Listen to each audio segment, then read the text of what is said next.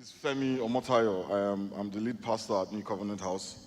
I'm so glad you've joined us today, those of you who are here and those who are watching online. My prayer for you this morning is that the Lord will speak a word to you through me that will bless you. I know some of us who are here or some of us who are listening think we know what we would like to hear.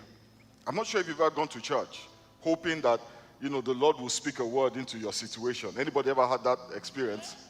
And once the pastor announces the title of the sermon, it seems like it has nothing to do with your situation.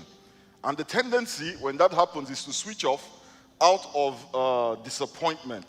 But this morning I believe strongly it would be a mistake to switch off before I finish, because sometimes the solution to your problem is not what you think it is. Yeah? I left my house this morning believing that the Lord will speak a word to somebody here. If you're that person, shout hallelujah. So open your heart. Turn to your neighbor and say, open your heart. I want to encourage you this morning to open your heart and let the Holy Spirit tell you what you need to hear. Amen? But let me also say, if you're here this morning, we've never met, I'd love an opportunity to say hello. So after the service, I'll be standing out there by the welcome desk, I think. If you want to stop by and say hello, it would make me very happy. This morning, I will be preaching a very long sermon. Amen? And you can blame that on the service managers who berated me last week for preaching a short sermon. So when you go out, on your way out, if you see them, say thank you for that long sermon. Amen? It is all their fault. Hallelujah. Our verse today is from the book of Mark, chapter 2, verse 22.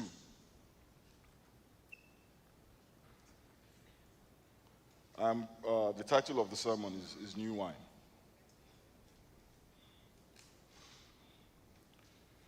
And it says, no one pours new wine into old wineskins. Otherwise, the wine will burst the skins, and both the wine and the wineskins will be ruined. So not just the wine or the wineskin, but both the wine and the wineskins will be ruined. No, they pour new wine into new wineskin. Jesus Christ was talking to his disciples here, and he said to them, you cannot pour new wine into old wineskin. And I believe Jesus Christ used the analogy of wine deliberately, because everybody knows that wine makes a person who drinks it happy. Yeah? Or jolly, whatever the word you want to use.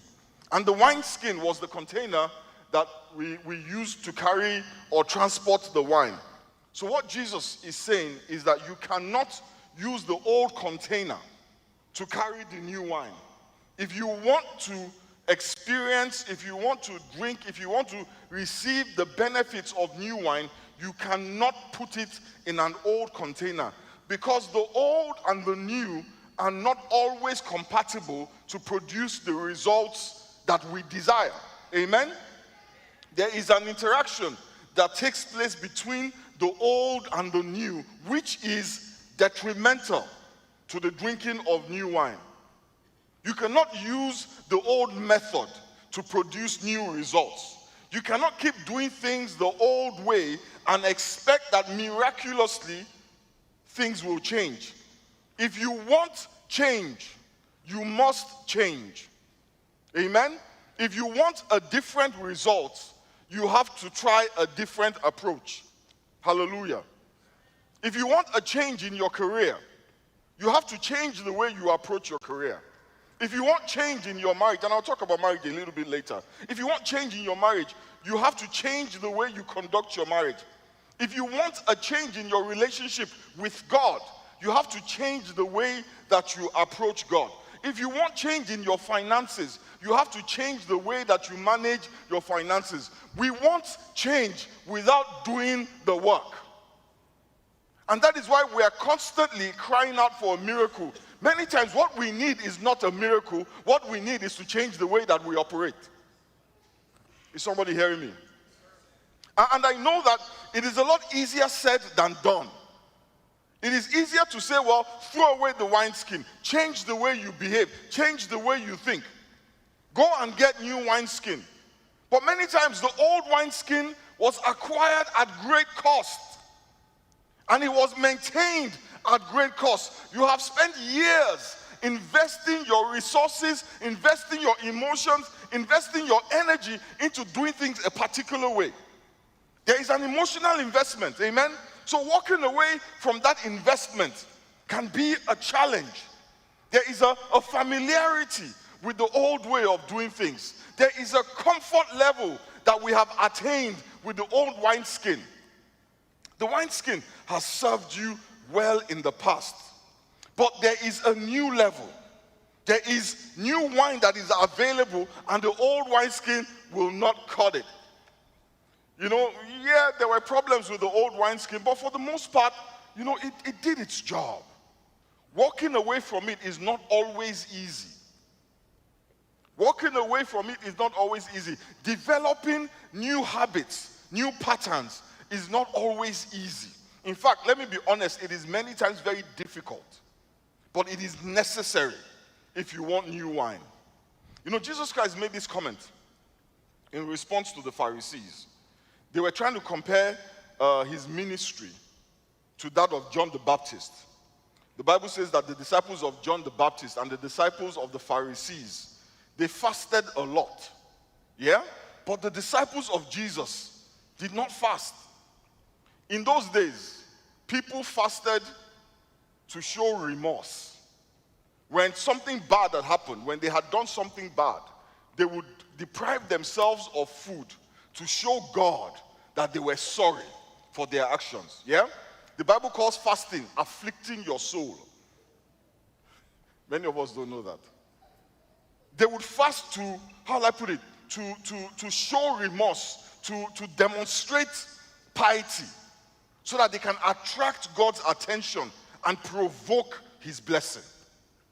And the disciples of Jesus were not doing that. It worked for the relationship that the Pharisees and the disciples of John had with God. Amen? It was a relationship that was not based on love. It was a relationship that was based on the fear of punishment. Yeah? Where the common man could not approach God directly. He had to go through intermediaries. He could not hear the voice of God. He needed priests and prophets to explain God to him. Yeah, that worked in that dispensation. These people hungered and they thirst for righteousness, but they could never be filled. They were constantly shedding the blood of bulls and goats and oxen and sheep to make atonement for their sins. But God wanted something new. He didn't want to deal with his people through intermediaries. He didn't want priests and prophets to stand between him and his people. He wanted to talk to each man directly. He wanted every person to hear his voice. And in order for God to achieve that, you know what he did? He took away the old wineskin of the law and he replaced it with the new wineskin of grace. God was frustrated with the inability of the old to bring life and to bring holiness to his people. Let's read something in Hebrews chapter 10, verses 1 to 10. It says, the law is only a shadow of the good things that are coming, not the realities themselves. For this reason, it can never, by the same sacrifices repeated endlessly, year after year, make perfect those who draw near to worship. Otherwise, would they not have stopped being offered? For the worshippers would have been cleansed once and for all and would no longer have felt guilty for their sins.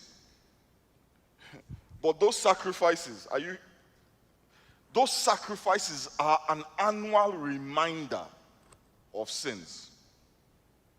When you are, okay, let me not go there. Some of us are not ready. It says, those sacrifices are an annual reminder of sin. It is impossible for the blood of bulls and goats to take away sins. Therefore, when Christ came into the world, he said, sacrifice and offering you did not desire, but a body you prepared for me. With burnt offerings and sin offerings, you were not pleased. Do you know why God was not pleased with those things? Because they didn't get the job done. They gave the people an appearance, a semblance, a facade of righteousness that was not real. Behind the facade, you know what Jesus said? He said these people are like, they're like whited sepulchres. You know what a sepulchre is? Like a gravestone. He says you're like gravestones. You look so good on the outside, but your insides are full of decay and rot and dead men's bones. I'm not talking about you, I'm talking about the Pharisees. You guys are good on the outside and on the inside. Perhaps. In verse 7 he said, then I said, here I am. It is written about me in the scroll, I have come to do your will, my God. First he said, sacrifices and burnt offerings.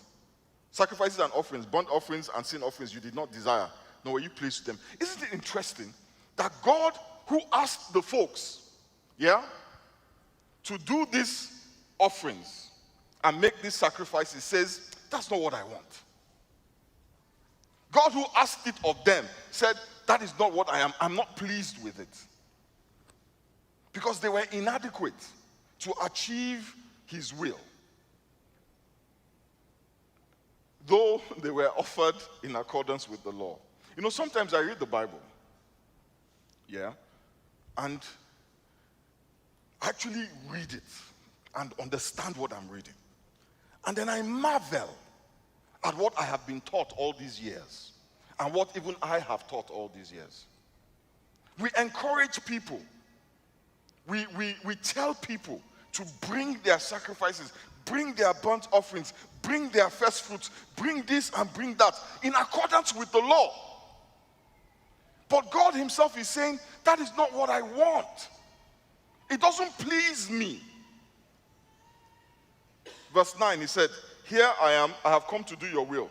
And this is where I'm going. He sets aside the first to establish the second. And by that will, we have been made holy through the sacrifice of the body of Jesus Christ once and for all. He set aside the first to establish the second. Do you know why? Because the first could not make us holy. Am I making sense? The first could not make us holy, so he set it aside. Listen, sometimes you have to set aside certain things. Sometimes you have to set aside the old way of doing things. Sometimes you have to set aside the first, because the first is not achieving the purpose for which you have acquired it. That is why Jesus said, you have to sometimes put away the old wineskin in order for you to receive the new. The framework of the law made it impossible to have the kind of holiness or relationship that God desired. So he canceled it. He took it away and he brought the new. Listen, my brothers and sisters, if you want a real walk with God, if you want a new walk with God, you need to reject the old wineskin of the law. It is easy to hold on to the law. It is not easy to obey all the law, but it is easy to hold on to the law because there's a sense of doability in the law. The law says, do this, and don't do this. Yeah, I can deal with that. I can handle that. I can just give me a list of things to do. That makes sense to me. But grace says Christ has done it. So you don't have to do it. All you have to do is embrace Christ and accept the price that he paid for you. Embrace the new wineskin of Jesus' sacrifice. We're used to approaching God from the mindset of the old. It is comfortable, it is familiar, it is safe, but it lacks the joy of the new wine. And that is why Jesus Christ says, blessed are those who hunger and thirst after righteousness, for they shall be filled. Blessed are those who are poor in spirit, for they shall see God. You know, when I lead our premarital counseling, when I teach premarital counseling class or I do postmarital counseling sessions, there's one question I always ask. What kind of marriage do you want? What kind of marriage do you want? I've said this before. You know, there are different kinds of marriages. Yeah? And the kind of marriage you want will determine how you conduct the marriage. Yeah? Let me give an example. The kind of marriage my grandfather had. Now, I'm 52. My father is 78. His father has passed away, but you can imagine his father must have, probably if he was alive, would probably be about 100 and something now, 105 thereabouts. Now, the kind of marriage my grandfather had was the type where he could have 3 wives. If he wanted, if he could afford it. He could marry as many women as he could afford. Sometimes he can't even afford it, but he will marry them anyway. Does anybody know what I'm talking about? And in that marriage, he was the law. Everybody in the household lived in fear of him. He did not have an intimate relationship with his children, and he ruled his household by fear. His only interaction with the children was to pay the bills. And if he was happy with their mother, then he would pay their school fees. And if he was not happy with their mother, then they might as well go hungry. He couldn't care less. There was no open show of affection, only fear. He was Lord and Master. If his wives had a problem with the way he behaved, only God knows, because they went along with it. The society and the time did not give them a lot of room to complain or to expect more or better. Yeah? That was my grandfather's marriage. Now, my father's marriage was very different. My mother was not the kind of woman that would tolerate another wife. My mother was not having that. But, I hope my father is not listening to this sermon, but because he sometimes does, but my old man is cool. So my father, right, he took it underground. Yeah? He didn't marry another wife, but he had mistresses. My mom is not stupid. She wasn't stupid. And I guess that my mom tolerated it as long as he did not embarrass her or disrespect her by flaunting them in her face. Amen? She had her own money, but my father paid the bills. He was not the Lord and Master, but nobody argued with him. If my mother ever argued with him, she did it in private. The environment was not toxic, but there was no open show of affection. We, the children, did not live in fear, but we knew what would happen if we stepped out of line. Is that familiar to anybody? They gave us everything except affection and attention. Now, some people would call that a happy home, an ideal marriage. Now, my marriage, I'm 52, is very different. My wife and I, we are friends. We respect each other mutually. I am the head of the house, but I'm not her boss. Sometimes I give her instructions, and sometimes she orders me around. This weekend, she had to be in Chicago. And on her way out, she said to me, Femi, I almost said, yes, mommy. Almost.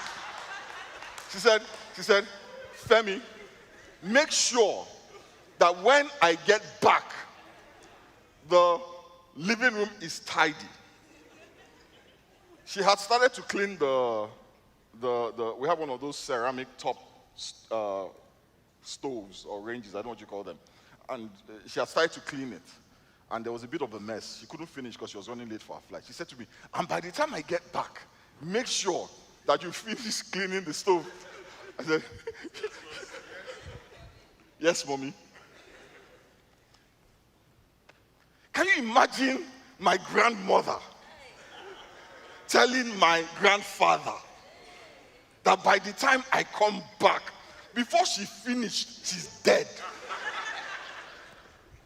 Now, can you imagine my mother telling my father, by the time she finished, she's out of that house?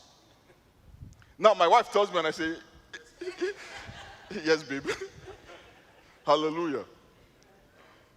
You know, I think we are partners, but she can be stubborn, and I can be very opinionated. She respects me, and I respect her, and we both respect ourselves. Sometimes I make mistakes, but sometimes she crosses the line, but we forgive each other. I cannot want something different from what my grandfather or my father had and do things the way my father or my grandfather did them. 1 plus 1 is equals to 2. What you put in is what you get out of it. I cannot want a modern marriage, but model my conduct on the behavior of my grandfather. You cannot put new wine into old wineskin. You cannot want a wife who is a partner, but treat her like a servant. You cannot want a husband who is your friend, but treat him like a meal ticket.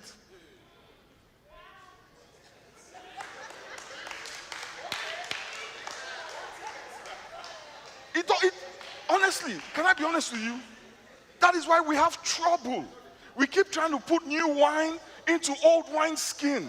You keep looking for a partner, but treating her like a servant. You keep saying we are friends, but he's a meal ticket. It never works. That's why there is constant conflict. If we are friends, let's behave as friends.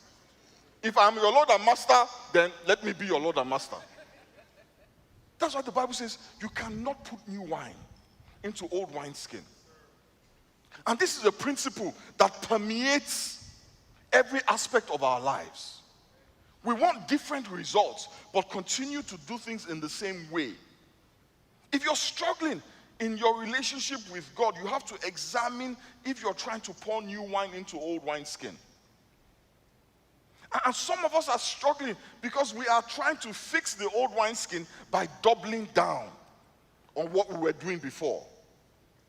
So with God, we try to fast harder, and we try to fast more, and read the Bible more, and go to church more. But things are still dry and dusty. In fact, it's actually worse now because we are exhausted and frustrated.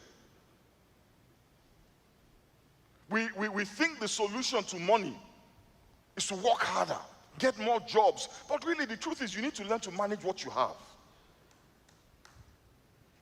You can get 10 jobs and still be broke. You can earn 8 figures and still be broke. Some of us are thinking, do you know what? I will start managing my money when I start making money. You will never make money. You will have it, but as it is coming in, it will be going. And you will not be able to account for where it went. I know from experience. If you don't change, you won't see change. I talk to, one of the most frustrating things for me is marriage counseling. Oh, marriage counseling drives me crazy. Do you know why? Because folks will say, PF, I am tired. And I'll say, well, how about doing things differently? I can't. Why not?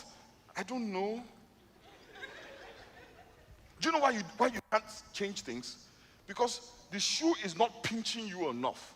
When it pinches you enough, you will change it. We don't want to change. We want the other person to change. And that's the thing. We always push change away from us. We want our job to change. We want our income to change, but we don't want to change the way we manage money. That is not how life is. When Jesus said you cannot put new wine into old wineskin, he wasn't being facetious. He wasn't trying to just, rhyme. It is a principle of life. Change many times requires change. Mark chapter 2 verse 21 says, no one sews a patch of unshrunk cloth on an old garment. That means you don't take a new piece of cloth and you attach it, on an old piece of cloth. Otherwise, the new piece will pull away from the old, making the tear worse. If I had $1 for the number of folks who will tell me, well, PF, that's not the way we do things. True. But hey, the reason why you're getting the results you're getting is because of the way you have been doing what you're doing. If you don't like your results, examine your methods. It's literally as simple as that. Examine your methods. Examine the way you think. Examine your paradigms. Examine your process. How do I always get into trouble? I saw something yesterday that just blew my mind. It was profane, so I can't say it from the pulpit. So some woman says, I always attract, you saw it? Says, I always attract, let's say I always attract idiots. I always attract idiots. And her friend said to her, that's not true. You're a beautiful woman. You attract all sorts of men. You just choose the idiots. The problem is not who she attracts. The problem is who she chooses. So if you're surrounded by idiots, check your selection process. You cannot put new wine in old wineskin. Is it easy? Heck no. It's tough. Particularly as many of us, someone like me, have been doing the same things for the last 52 years. So changing it is a challenge. But guess what? The Bible says, I can do all things through Christ who strengthens me. That is where the strengthening of Christ comes in. To enable me, to empower me, to make the changes I need to make, to see the results I desire. The law will not fulfill you. Obedience to the 10 Commandments, will not fulfill you. Obeying all the laws in Leviticus will leave you thirsty. You know, a woman came to Jesus and said to Jesus, Jesus, should we worship on this mountain or that mountain? And Jesus Christ said to her, you don't know what you're talking about. There is water that I will give you that when you drink it, you will never thirst again. And who was that water? It wasn't Moses, it was Christ. Only Christ. Only Christ can give us the fulfillment that we desire out of a relationship with God. Only Christ can make us holy. You know, Matthew chapter 5 talks about blessed are this, blessed are those, blessed are that. And people keep thinking, well, this is who I need to be. No, Jesus is saying that if you are thirsty, I am the solution to your thirst. If you are poor in spirit, praise God because I am here. Jesus was pointing to himself. And he was saying that to tell people that the old way of doing things is not going to get you to where you want to go. And that is my message to you this morning. The old way of doing things is not going to get you to where you want to go. And you know the interesting thing, as I talk to you this morning, I don't want you to think that I'm saying the old ways are bad or that they're always bad. They're not bad always, but they just are not going to get you to where you want to go. What brought you here may not take you there. And you have to be willing to do the work, to make the change, to get you to where you want to go. Amen? Let us bow our heads and pray.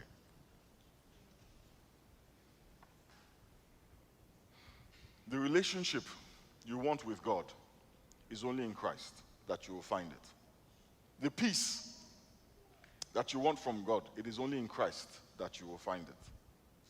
Christ is the way, he's the truth, and he's the life.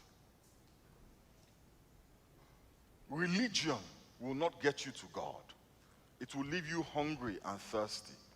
It will not make you holy. It will leave you frustrated.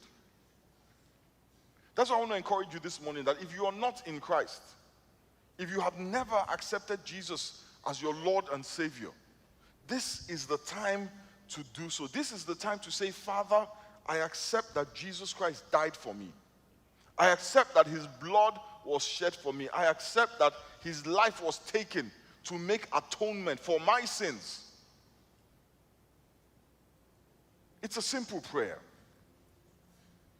And if you want, you can just repeat it after me this morning. Father, I thank you. I thank you because the blood of Jesus was shed to pay the price for my sins. I thank you because his life was taken to make atonement for my sins. I accept that he died for me. I accept that he paid the price for all my sins. I accept that as he hung on that cross, he carried upon himself all my sins. Thank you, Father. Thank you for paying for me. Thank you, Father, for saving me. I pray this morning in the mighty name of Jesus. And the rest of us who need strength.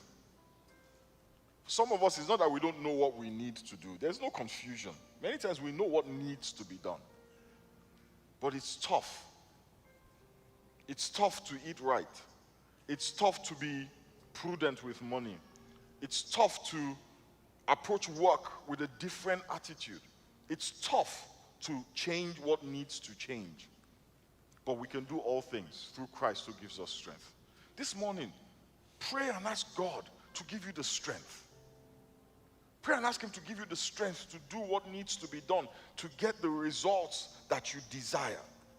Some of us are waiting for a miracle, and the only miracle you will see is the one in the mirror.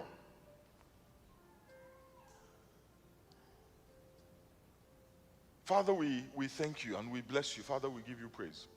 We thank you for all your children who are here this morning. We thank you because of the love with which you love us.